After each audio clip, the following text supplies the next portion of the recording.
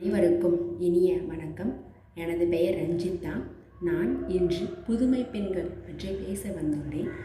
பாரதி கண்ட புதுமை பெண் கட்டுரை மணிகள் என்ற நூலிலிருந்து நான் எடுத்துரைக்க விழுகின்றேன். பாரதி கண்ட புதுமை பெண். பாரதியார் ஒரு சாதாரண இல்லத்தில் ஒரு புதுமை பெண் எப்படி வாழ்கிறார் என்பதை பற்றி மிக அற்புதமாக எடுத்துரைக்கின்றார். அவர் பெண்ணின் தங்கத்துக்கு ஈடாக அவர் நிர்ணயித்து அவர் உரையை கூறுகின்றார். தங்கத்தின் வாழ்க்கையானது தனி வாழ்க்கை அன்று. அங்கு அத்தை, மாமன், குழந்தை, குட்டிகள் என அனைவரும் சேர்ந்த ஒரு தேன்கூண்டு போல ஒரு கூட்டு குடும்பமாக அமைக்கிறது. அந்த வீட்டில் மாவரைக்க எந்திரமோ மின் ஆற்றலின் தந்திரமோ எதுவும் கிடையாது. வீட்டு வேலை செய்ய வேலைக்காரனோ வீதி வேலை செய்ய கூலிக்காரனோ எவரும் கிடையாது. காலை எழுந்தவுடன் இரவு வரை ஓயாத ஒன்றன் பின் ஒன்றாக வரிசையாக அவளுக்கு வேலைகள் காத்து கொண்டிருக்கின்றன. அரிசிமா கோலமிட்டு வாழிய வாழிய என்று குழந்தைகளை எழுப்பி அவர்களுக்கு நன்னீர் ஆட்டி அவள் சீருடையை அணிவித்து அவர்களுக்கு உணவையும் அளித்துவிட்டு அவர்கள் பள்ளி சென்று வர அவள் உதவுகின்றாள். அத்தோடு இன்றி காய்கறிகள் வாங்க கடைக்கு சென்று அவரவருக்கு ஏற்றாற்போல் அவள் சமைத்து கொடுக்கின்றாள். தனது கணவனுக்கு ஏற்றாற்போல் அவனுக்கு உறுதுணையாகவும் இருக்கின்றாள். மாமன், மாமி, நாத்தனார், நாத்தியார் வீடு சென்று வர அவர்களுக்கு பையினை அவள் எடுத்துக்கொண்டு அவர்கள் சென்று வந்த பையனை திருத்தமும் செய்கின்றாள்.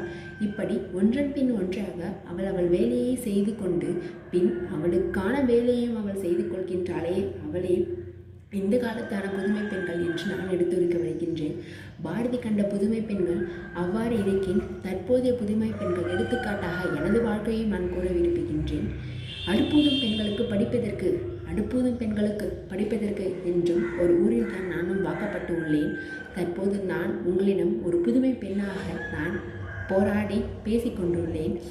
எனது தந்தை என்னை எம்எஸ்சி வரை படிக்க வைத்துள்ளார். எனது கணவனோ மேன்மேலும் படிக்க வேண்டும் என்பதற்காக என்னை பிஎட் செய்துள்ளார். இப்படி பாரதி கண்ட அந்த காலத்து புதுமை பெண்கள் அவர்களையும் சேர்த்து அந்த காலத்து புதுமை பெண்கள் வீட்டை மட்டுமே ஆளுகின்றனர். அவர்கள் இல்லத்து அரசிகள் என்று போற்றப்படுகிறார்கள்.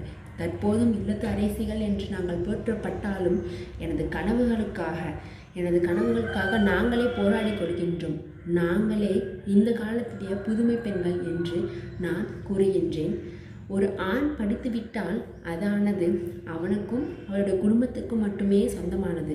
ஆனால் ஒரு பெண் படித்துவிட்டாலோ ஒரு பெண்ணுடைய படிப்பானது அவளுக்கும் அவள் குடும்பத்திற்கும் அவள் குழந்தை குட்டிகளுக்கும் ஏன் அந்த சமுதாயத்திற்கும் ஏன் அந்த உலகிற்குமே ஒரு சிறந்த ஒரு பெண்ணாகவும் அவள் அந்த நாட்டினுடைய வளர்ச்சிக்காகவும் குடும்பத்தினுடைய வளர்ச்சிக்காகவும் அவள் பெரும் பாடுபடுகின்றாள். இதுவே இந்த காலத்துக்கான புதுமை பெண்கள். பாரதி கண்ட அந்த புதுமை பெண்கள் அடுப்பூதி அவள் வீட்டோடவே அடக்கி கொடுக்கின்றாள். ஆனால் இந்த காலத்தான புதுமை பெண்கள் அனைத்தையும் செய்து கொண்டு பாரதி சொன்ன காலை முதல் இரவு குழந்தையை தூங்க வைக்கும் வரை அனைத்து வேலைகளையும் ஒரு பெண்ணாகவே செய்து கொண்டு அவளுக்கான வேலையும் அவள் செய்து கொள்கின்றாளே. என்னை போல பல புதுமை பெண்கள் இந்த நாட்டிலும் உள்ளார்கள் என்பதை நான் பெருமையுடன் கூறிக்கொள்கின்றேன்.